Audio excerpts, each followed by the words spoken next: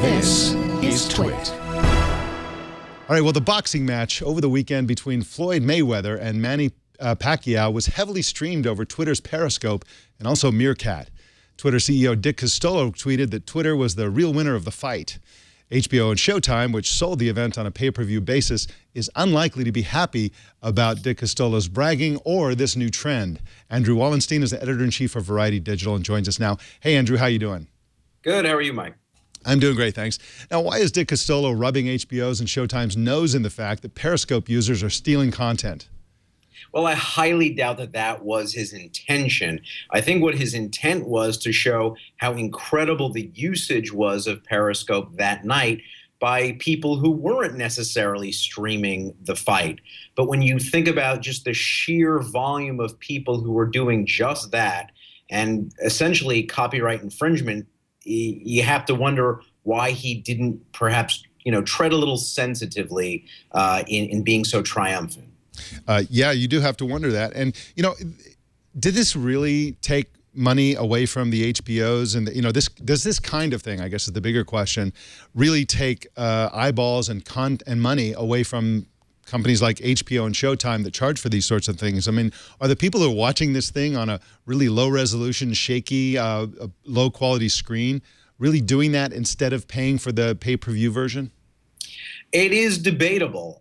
You could argue that those who did this kind of Periscope streaming never had any intention of paying $100 for pay-per-view in the first place. However, I will tell you, as someone who did watch this via Periscope, because frankly, as a journalist, I need to understand what kind of media consumption was going on. I think people are underestimating how good a picture this was and how good the sound was. Clearly not at the level of whether you were paying $100 and getting it on your, huge TV screen.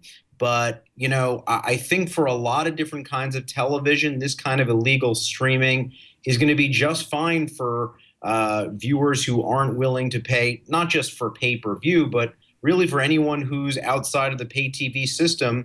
And that should have rights holders who are paying billions of dollars for sports content in particular concerned. Yeah, it should. And of course, some people were just pointing their phones at the TV and streaming what was on their TV. Other people were at the event and periscoping and meerkatting from their seats.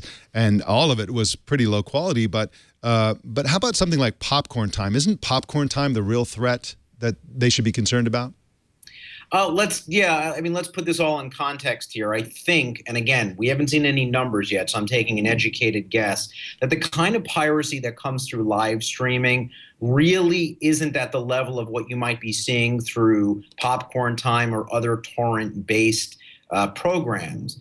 But, it's just this live streaming is probably going to open a whole new front in what is already a war that shows no signs of abating. Everybody's talking about this today, but of course we haven't heard from HBO or Showtime. Do you think they have a basis for a lawsuit against Twitter or Meerkat? I've heard in the reporting that I've done of no legal action at this time. I can tell you, though, that these companies, these rights holders, were not happy about what occurred. We should also point out, though, this isn't the first time that it's happened. Even though Periscope and Meerkat are relatively new, just a few weeks ago, the very same company, HBO, was issuing takedown notices when the season premiere of Game of Thrones started popping up on Periscope and Meerkat. So this isn't a new problem, and this isn't a problem that's going away anytime soon either. And of course, HBO itself used Periscope to promote the fight before it happened, so they know that they know the power of live streaming.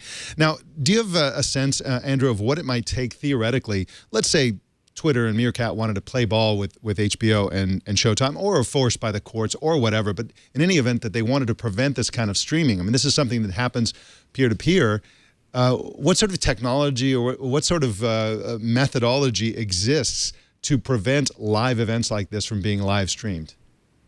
Well, the thing is that even for live streaming technology, there are tools available to have the kind of removal of copyright infringement that you might see already on YouTube with its Content ID system. The problem is Periscope and Meerkat haven't implemented those tools yet. I would imagine, unless they are looking for, the legal nightmare of all time, that you're going to see those tools come online. Now, will they be perfect? I don't know. But this is such a new area.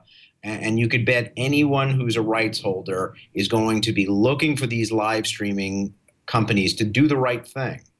Well, I'm not a big boxing fan, but I got to tell you that if they were to lash a smartphone to the foreheads of the fighters and live stream that, I would watch that. That would be really cool. I wish they would do something like that. Andrew Wallenstein is at Variety.com, and you can follow him on Twitter at @Wallenstein. Thanks for joining us today, Andrew. Thanks, Mike. Take care. All right, take care.